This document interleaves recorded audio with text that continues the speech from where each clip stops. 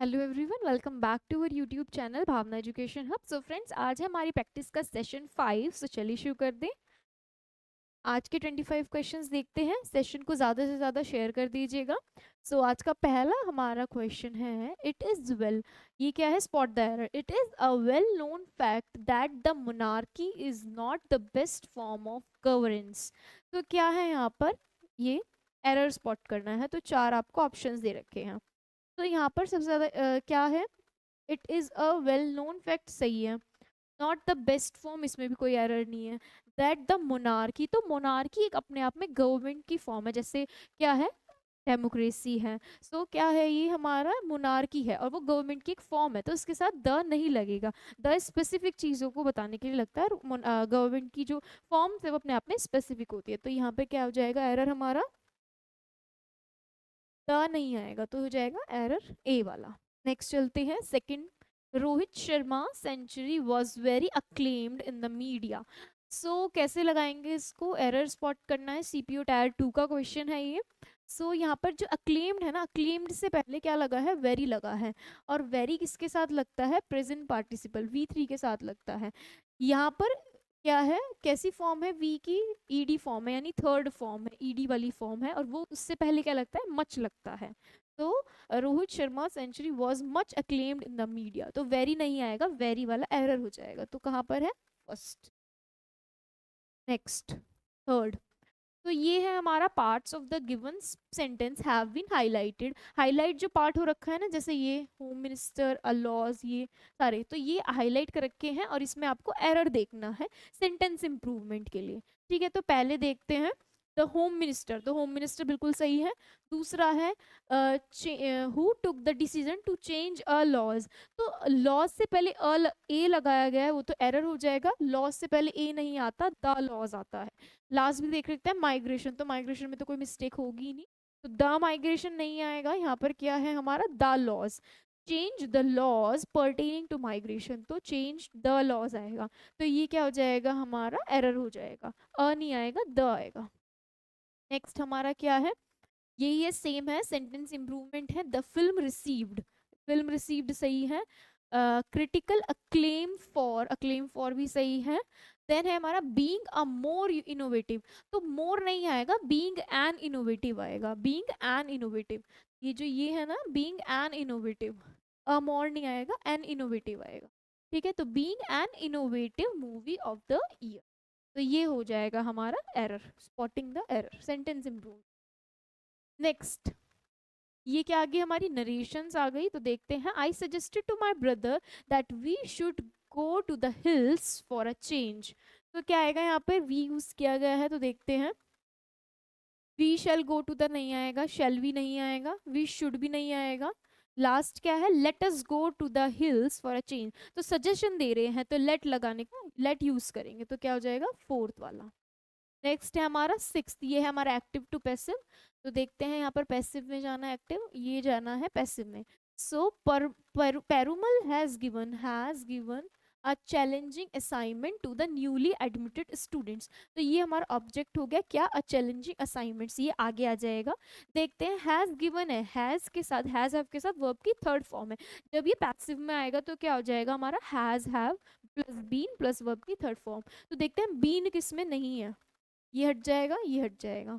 Been इसमें है, इसमें भी है, लेकिन इसमें हैड है, तो हैड नहीं आएगा। इसमें क्या है, हैज। तो ये हमारा आंसर हो जाएगा। एक्टिव पैसिव में तो आप बहुत जल्दी एकदम एलिमिनेट कर सकते हैं। नेक्स्ट चलते हैं सेवेंथ में।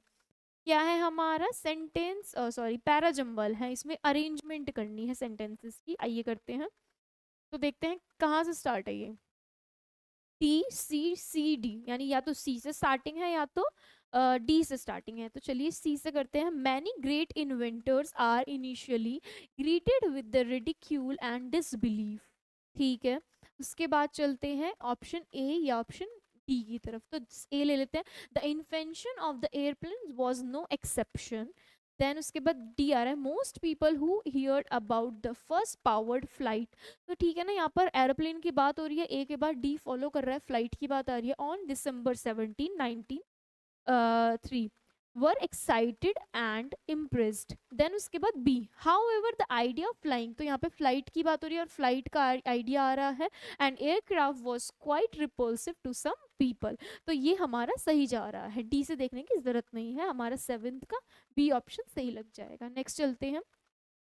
इसमें भी क्या करना है हमको, पैराजम्बल है. तो पहले देखते हैं ए और 1 और 6th वहीं रहेंगे, बाकी हमें ए बी सी डी में से बनाना है. तो ऑप्शंस क्या है, बी बी डी ए. तो बी देखते हैं सबसे पहले.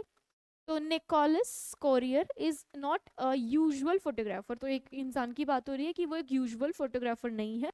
बी देखते हैं. B, he is a kite aerial photographer. वो एक काइट एरियल फोटोग्राफर है. तो बी से सही लग रहा है. अब बी में ए और सी है, तो सी देखते हैं पहले.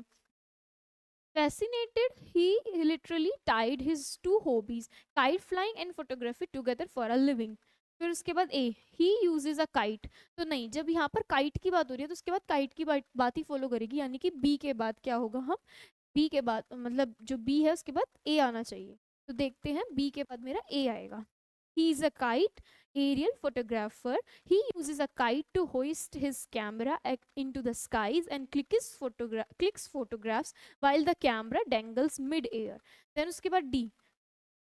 During a trip to India to make a photo report on kite making, he learned about this unique style of photography. यानी उसने इंडिया की ट्रिप पर ये यूनिक स्टाइल सीखा. देन डी के बाद C, fascinated he literally tied his two hobbies. अब उसके बाद उसने दो हॉबीज देख ली अपनी, काइट फ्लाइंग और फोटोग्राफी. उसके बाद अगर ये सही जा रहा है हमारा ऑप्शन, तो इसमें देखना चाहिए कि इसके बाद ये होगा क्या. अब today he is one of the most well known kite aerial photographers in the world. तो ये बिल्कुल सही जा रहा है, हमारा B A D C follow करेगा. नेक्स्ट चलते हैं. ये क्या है हमारा, फिल इन द ब्लैंक. तो Gautam dash all the documents by the time his senior advocate reach the court. तो उसने क्या बोला है कि जब तक मेरा सीनियर एडवोकेट नहीं आ जाए तो उसको क्या करने हैं, एग्जामिन दे रखी है वर्ब.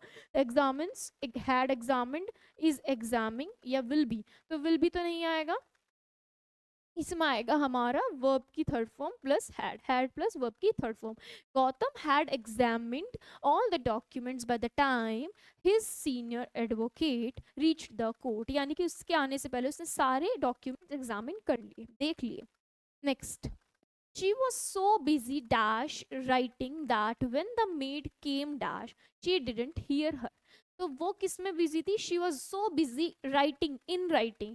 विद नहीं आएगा, ए नहीं आएगा, टू नहीं आएगा, तो इन राइटिंग आएगा. In writing then when the maid came in, maid क्या आई, केम इन, अंदर आई. She did not hear in. तो इतनी बिजी थी वो लिखने में कि अगर मेड अंदर आई तो उसने नहीं सुना. तो इन और इन आ जाएगा इसमें फिलअप. नेक्स्ट चलते हैं 11th. A statement open to more than one interruption. यानी एक जो स्टेटमेंट है उसके कहीं ज्यादा मतलब है, एक से ज्यादा मीनिंग है. तो क्या होगा, टेंजिबल क्या चीज होती है जिनको हम छू सकते हैं, देख सकते हैं. पैल्पेबल भी सेम होता है. एक्सप्लिसिट क्या होती है, जो एक्सप्रेस की जाती है. एम्बिगुअस का मतलब लग जाएगा हमारा a statement open to more than one interruption. Next. To skip about playfully, यानी कि ओ डब्ल्यू एस है, वन वर्ड सब्सटीट्यूशन है. तो ये है हमारा गम्बोल लग जाएगा. ये मतलब होता है कि खेलते खेलते कूदते रहना, तो इसका मतलब होता है हमारा गैम्बोल. एम्बल का मीनिंग होता है हमारा धीरे धीरे चलना. क्या होता है, धीरे धीरे, to walk at a slow pace, easy pace. Trundle का मीनिंग होता है हमारा स्लोली मूव करना. और स्क्रैम्बल का मतलब होता है क्विकली, फास्टली मूव. नेक्स्ट. ये है हमारे idioms. So the sales person for the project offered a sneak peek. इसका बताना है स्नीक पीक का.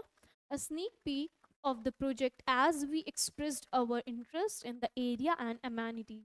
तो क्या लग जाएगा, स्नीक पीक का मतलब getting a preview of something, to try something new, sending a brief letter, to be in a winning position. तो स्नीक पीक से आप रीड करोगे सेंटेंस, तो इससे मीनिंग क्लियर होगा कि एक आइडिया का ओवरव्यू मिल जाएगा, किसी चीज़ का ओवरव्यू, प्रीव्यू मिल जाएगा. तो हो जाएगा इसका मीनिंग स्नीक पीक का. नेक्स्ट. रोक द बोट. तो बोट रोक का, बोट रोड मतलब बोट इज आसानी से नहीं, आराम से चल रही थी पानी में. और रॉक द बोट यानी रॉक एंड रोल हो गया, बोट में बोट हिला दी. तो क्या होगा, एक स्टेबल सिचुएशन को डिफिकल्ट कर देना. तो डाइवर्ट समवन्स अटेंशन ये नहीं होगा. ओवरकम अ डिफिकल्ट सिचुएशन नहीं होगा.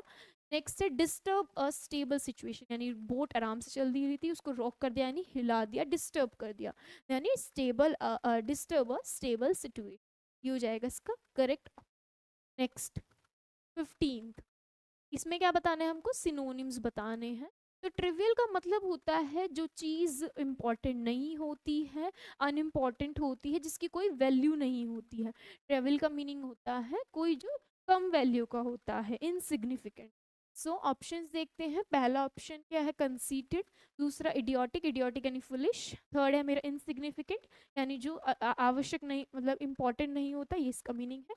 मैजेस्टिक होता है ब्यूटी से रिलेटेड, तो इसका मीनिंग लग जाएगा इनसिग्निफिकेंट। नेक्स्ट हैप्पीजार्ड का मीनिंग होता है कोई चीज रेंडमली होना, अचानक से होना, पहले से नहीं पता था, रेंडमली होना। तो ऑप्शंस क्या है, पहला ऑप्शन है मेरा सोशिएबल, यानी जो मिलना जुलना पसंद करता है, लोगों की कंपनी पसंद करता है। देन है कॉन्फिडेंट, यानी सेल्फ एश्योर्ड है कुछ चीज करने के लिए। अग्रेसिव, यानी जो गुस्से में रहता है, एकदम से गुस्सा आ जाए, अग्रेसिव। और लास्ट है हमारा रैंडम, रैंडम इसका मीनिंग लग जाएगा। हैप्पीजार्ड का मीनिंग होता है बीइंग रैंडम, कोई भी चीज रेंडमली होना। नेक्स्ट 17th, इसमें क्या बताना है, एंटोनिम बताना है गिवन वर्ड का। The select the most appropriate antonym of the given word, यानी मूविंग, मूविंग यानी कि मूव कर रहा है, सिचुएशन कैसी है, मूवेबल है, मूव कर रहा है। तो अब देखते हैं इस सेंटेंस में से हमें क्या छाटना है, क्या देखना है, एंटोनिम यानी opposite meaning. The old grandfather clock chimed loudly, marking the passage of the time with its steady tick tock। तो देखते हैं, स्टडी, स्टडी का मतलब होता है रुका हुआ, फिक्स्ड। मूविंग जैसे मतलब होता है मूवेबल, घूम रहा है। स्टडी का मतलब होता है फिक्स्ड, एक जगह पर। पैसेज का मतलब होता है एक जगह से जब दूसरी जगह पे जाते हैं तो जो रास्ता यूज करते हैं, पैसेज होता है वो। शिम्ड का मतलब होता है घंटी बजाना, फिर बेल रिंग कर दी तो रिंगिंग। और लास्ट है मेरा मार्किंग, किसी चीज को मार्क करना। तो हमारा मूविंग का क्या लग जाएगा मीनिंग, स्टडी लग जाएगा, यानी फिक्स्ड। वो मूविंग है, मूवेबल है, ये स्टडी है, फिक्स्ड है। कहाँ पर था ये स्टडी, ये रहा। नेक्स्ट, फिर एक बार और एंटोनिम बताना है हमें, तो डिस्कॉर्डेंट, डिस्कॉर्डेंट का एंटोनिम बताना। तो डिस्कॉर्डेंट होता है हमारा अ हार्श अनप्लीजेंट साउंड, यानी बहुत गलत, गलित सी, खराब सी, तेज आवाज, हार्श नॉइस, वॉइस। तो देखते हैं, the sweet melodious symphony of the piano filled the room, transporting the listeners to a world of beauty and emotion। तो देखते हैं इसमें से, ट्रांसपोर्टिंग यानी एक जगह से दूसरी जगह जाना, ट्रांसपोर्टिंग। नेक्स्ट है मेरा मेलोडियस, ये होता है sweet sound, sweet and pleasant sound. Next है मेरा इमोशन यानी फीलिंग्स, फिल्ड यानी किसी चीज से भरपूर, फुल ऑफ समथिंग। तो इसका मीनिंग क्या लग जाएगा, हमारा एंटोनिम क्या लग जाएगा, मेलोडियस, क्योंकि डिस्कॉर्डेंट का मीनिंग होता है a harsh and unpleasant sound, और मेलोडियस का मतलब होता है हमारा स्वीट प्लीजेंट साउंड। नेक्स्ट चलते हैं 19th पे, ये है हमारा स्पेलिंग, स्पेलिंग चेक करनी है। तो पहले 4 वर्ड हैं हमारे, पढ़िएगा आप पॉज कर कर वीडियो को। तो स्पेलिंग खुद से एरर निकालिएगा, क्योंकि स्पेलिंग्स का कुछ ऐसा नहीं होता कि किसी को सिखाई जाए, याद नहीं कराई जाती, कि खुद पता होनी चाहिए, याद होनी चाहिए। सो टेम्परामेंट सही है, टेम्परामेंट सही है। रेटिसेंट सही है, कम बोलने वाला होता है। Pertinent, PERTINENT। इमिनेंट, इमिनेंट की स्पेलिंग गलत है, ये है हमारा करेक्ट ऑप्शन, और इमिनेंट सही स्पेलिंग होती है ये। नेक्स्ट चलते हैं 20th पे, इसी में भी स्पेलिंग बतानी है। So she vacillates a lot while making any decision. वैसे तो स्पेलिंग यहाँ पर डिसीजन की भी हमने गलत लिख दी है गलती से, तो ये तो आप सही कर लीजिएगा, इसे मतलब इग्नोर करिएगा। वेसिलेट की पूछी है, चारों ऑप्शन वेसिलेट्स के दिए हैं, तो वेसिलेट की स्पेलिंग गलत होगी, ऑब्वियस सी बात है। तो वेसिलेट की स्पेलिंग होती, वो स्पेलिंग गलत है, ये होती है सही स्पेलिंग, VACILATE, वेसिलेट्स। तो ये आपको पता होनी चाहिए। इंग्लिश मीडियम के बच्चों के लिए या लर्नर्स के लिए इजी होगा थोड़ा, हिंदी मीडियम के अकॉर्डिंग, तो आप इसको पढ़िए, स्पेलिंग्स याद होनी चाहिए। नेक्स्ट चलते हैं, अब हमारा एक इम्पॉर्टेंट पार्ट है क्लोज टेस्ट, इसमें 5 क्वेश्चन होते हैं, अब उनको करेंगे, रीड करते हैं। Among the largest species of cat in the world, cat की बात चल रही है, उसकी की बात चल रही है। Tigers are most powerful hunters with dash teeth. तो टीथ कैसे होते हैं किसके, टाइगर के। देखिए टाइगर की बात हो रही है, टाइगर के की कैसे टीथ होते हैं, शार्प टीथ होते हैं। तो जब वो क्या करते हैं, हंट करते हैं, तो क्या कर लेते हैं, एकदम से पकड़ लेते हैं। ठीक है, तो क्या होते हैं, कैसे होते हैं, sharp teeth. Next, they range across Asia from Russia. Russia से एशिया तक उनकी रेंज है। All the way to Sumatra and mainland South East Asia, ये जगह बताई हुई है। Researchers still have much to learn dash these beautiful endangered. किसके बारे में, दीज ब्यूटीफुल इंडेंजर्ड, यानी इनके बारे में। अबाउट क्या आएगा, अबाउट आएगा, विद आएगा, इनटू आएगा, अलोंग आएगा। अबाउट यानी इनके बारे में आएगा, अबाउट आ जाएगा। Much to learn about these beautiful endangered dash. तो एंडेंजर्ड डैश किसकी बात चल रही है यहाँ पे, फिलहाल तो यहाँ टाइगर की बात चल रही थी, लेकिन किसकी स्पीशीज की बात चल रही है, कैट की बात चल रही है। तो आंसर क्या होगा, कैट। किसकी स्पीशीज की बात डिस्कस कर रहे हैं हम लोग, कैट्स की। तो कैट्स आ जाएगा इसका थर्ड आंसर। फिर चलते हैं फोर्थ, यहाँ से यहाँ तक रीड कर लिया था हमने, एंडेंजर्ड कैट्स।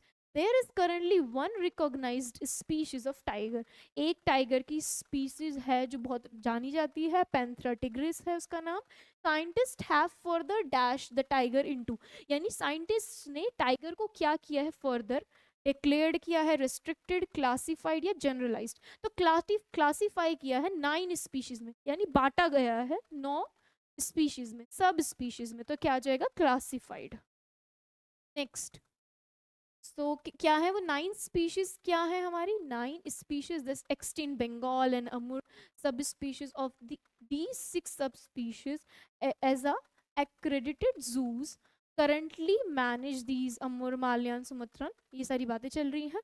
फिर क्या है, national zoo and conservation biology institute is home to Sumatran and Amur tigers. इनका घर बताया गया है इन दोनों का। फिर Sumatran tigers are dash as critically, तो इनके बारे में क्या बताया गया है, Sumatran tigers are dash as critically endangered on the international union conservation of red list. तो एक लिस्ट के अकॉर्डिंग, ये रेड लिस्ट के अकॉर्डिंग ये बताया कि एंडेंजर्ड हो चुके हैं, एंडेंजर्ड हो चुके हैं कौन, सुमत्रन टाइगर्स। तो डिटेल दी है, रिकॉर्डेड दिया है, लिस्टेड दिया है, इनुमरेटेड दिया है। तो लिस्टेड बात है क्योंकि लिस्ट की बात हो रही है। रेड लिस्ट करा है तो इनकी लिस्ट आई है, उसमें उसको रेड लिस्ट किया गया है कि वो एंडेंजर्ड हो चुके हैं। आगे कर लेते हैं, and Amur tigers have been classified as endangered. तो इसको कैसे क्लासिफाइड किया गया है, एंडेंजर्ड किया गया। तो यहाँ पे हमारा लिस्टेड सही हो जाएगा। सो ये था हमारा क्लोज टेस्ट, 25 क्वेश्चन हमने कंप्लीट कर लिए हैं। सो गाइज आज का सेशन हमारा यहीं पर खत्म होता है, मिलते हैं आपसे नेक्स्ट सेशन में। Thank you everyone.